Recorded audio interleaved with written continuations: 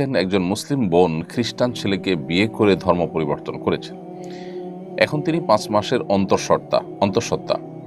তিনি ভুল বুঝতে পেরে ইসলামে ফিরতে চান, কিন্তু ভাবেন এতে স্বামীর সাথে প্রতারণা হবে, আর আল্লাহ শিরক মাফ করেন, প্রতারণা নয়।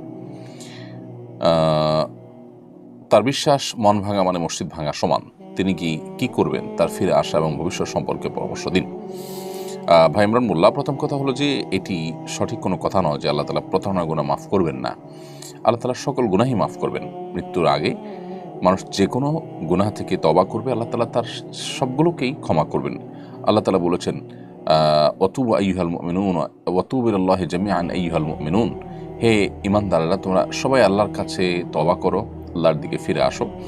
আল্লাহ বলেছেন, ইন্নাল্লাহা ইয়াগফিরুদ যুনুবা জামিআ, আল্লাহ সকল গুনাহ মাফ করে দিবেন। অতএব প্রতারণা একটা পাপ, এমন কোনো পাপ নেই, যে এমন কোনো অপরাধ নেই যে অপরাধ করার পর প্রায়শ্চিত্ত করলে, মানুষ তওবা করলে, অনুশোচনা হলে তিনি সেখান থেকে ফিরে আসলে আল্লাহ তাআলা ক্ষমা করবেন না। সো প্রতারণার গুনাহ থেকেও তিনি আল্লাহ তাআলা মাফ করবেন। এক। দ্বিতীয়ত হলো, মানুষকে প্রতারিত করার চাইতে আল্লাহর সঙ্গে শিরকের ভয়াবহতাটা অনেক বেশি। আর তৃতীয়ত কথা হলো যে অমুসলিম যে ছেলের সাথে তার বিয়ে হয়েছে, সে বিয়েটা আসলে সংগঠিত হয়ইনি, অর্থাৎ শরিয়া দৃষ্টিকোণ থেকে সেটা কোনো বিয়েই হয়নি। আজকাল যে সমস্ত খ্রিস্টান আছে, বেশিরভাগ খ্রিস্টানরাই আসলে না যথাযথ খ্রিস্টান এবং না তাদেরকে আহলে কিতাব বলার মতো পর্যায়ে তারা পড়ে।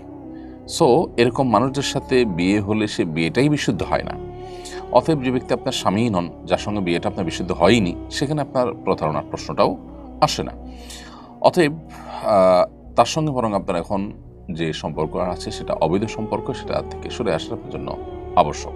আমাদের অনেকে দিন সম্পর্কে, ইসলাম সম্পর্কে বেসিক ধারণা না থাকার কারণে এই ধরনের নানা ধরনের ধোঁয়াশাপূর্ণ বিষয় আমাদের মাথায় আসে এবং বিভ্রান্তিতে আমরা পড়ে যাই। অতএব আমরা আশা করব যে আল্লাহ তাআলা তাকে হেদায়েতের পথে ফিরে আসার তৌফিক দিবেন এবং তাকে আমরা আহ্বান করবো ইসলামের পথে ফিরে আসার জন্য, না হলে অনন্তকালের জাহান্নামের যাত্রা নিশ্চিত হয়ে যেতে পারে। আল্লাহ আমাদেরকে সবাইকে হেফাজত করুন।